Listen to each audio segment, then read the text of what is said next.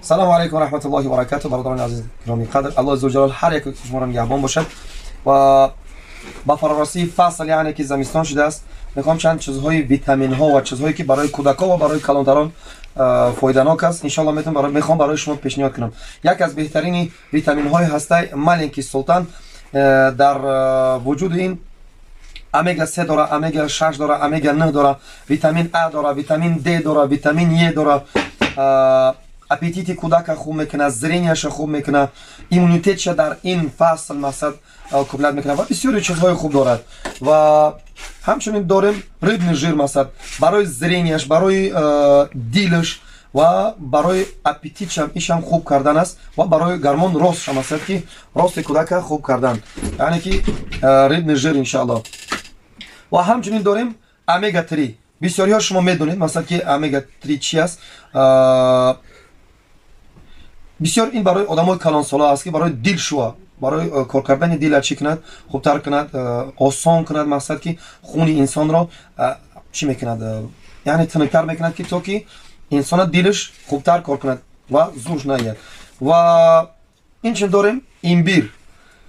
ایمبیر یکی از چیزهای بهترین است چون که در ترکیب ایمبیر ویتامین A، ویتامین B، ویتامین C، این فسفر، ژلزا، ناتری، مثلا بسیاری چیزهای داره، کلسی داره، زینک داره، مگنی داره، بسیاری چیزهای فایده آور دارد که چی میکند، ارگانیسم انسان ایرا تیز از خود میکند و انسان را عصبش آرام میکند.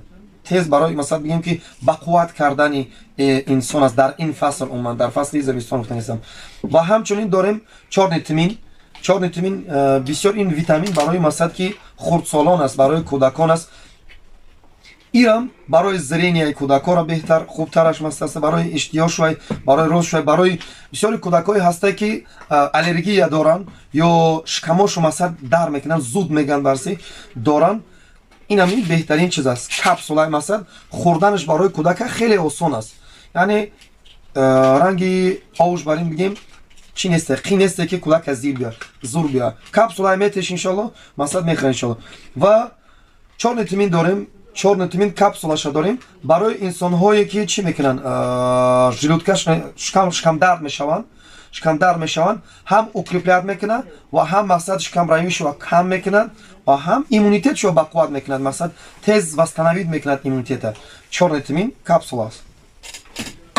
و همچنین داریم مثل شفران. یکی از بهترین علف ها هسته که شفران که برای قلب، برای دل انسان چی میکند، فایده آور است. برای ابمن ویشست و انسان مقصد فایده آور است. برای رگ ها، سسودا میگن کو، سسوده های انسان مقصد تازه میکند تا که کار کردن قلب انسان آسان شود. دیکی شفران بسیار انسان های را استفاده بردگیان و همچنان مثلا بگیم از برادرانی که ختمان استفاده میبرن خیلی خیلی فایده خوب دارد. و همچنین قص الهندی بسیار شما میدونید که مثلا بگیم بهترین چیزی که شما میتونید شفا بیاید، اگر خطا نکنم حدیث است، بهترین چیزی که شما میتونید شفا بیاید حجامه و استعمال حجامه کردن و استعمال چی؟ قص الهندی.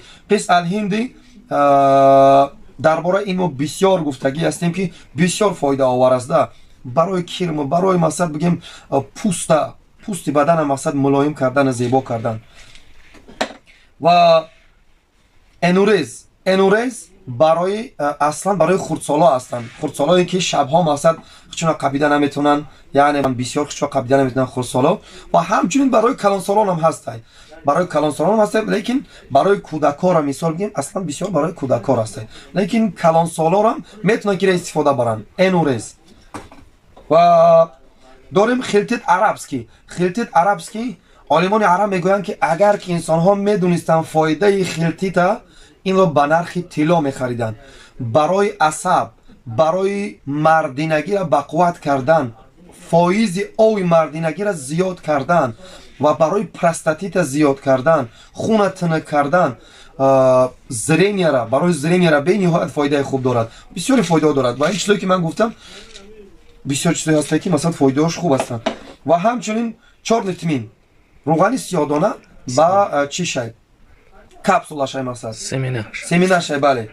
و روغن سیاه‌دانه مسلش که برای کسانی که میتونن مقصد بگیم سمینش بخورن، کسانی که میتونن مقصد بگیم ایخریش بخورن، یعنی مسلش بخورن. البته که هر یک کدمش چی خچه داره، طرز استفاده خچه دارد، برای هر کس هر خیلی است. بعضی خیلی خورده میتونن، بعضی خیلی. فایدهش به نهایت بسیار است. رسول الله صلی الله علیه و سلم میفرماید که روغن سیاه‌دانه فایده آور است، بجز مرگ تمام درد شفا بخش است. بجز مرگ تمام درد شفا بخش است. ما الحمدلله رب العالمین طول 12-13 ساعت در خدمت شما هستیم. ان شاء الله میتونید که زنگ بزنید، رقم‌ها را در روی اکران میبینید. در حجامه ان شاء الله حجامه داریم، حجامه میکنیم و داروها داریم. ان شاء الله میتونید خطو بیاین و همچنین از یادم نرود ما دستافکه داریم. هر کسی که میخواهد میتوند ان شاء الله که زکات کنند، ما با پیش مترو را میبریم ان شاء الله. و همچنین یک چیز را برای شما برسونم.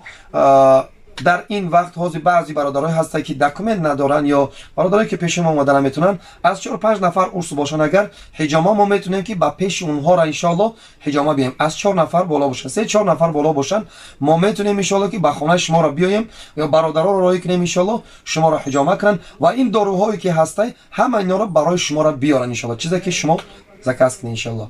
آخر در امان الله باشه. الله عزوجل نگهبانتون باشد. خودتون احتیاط کنید. سلام علیکم و رحمت الله و برکاته.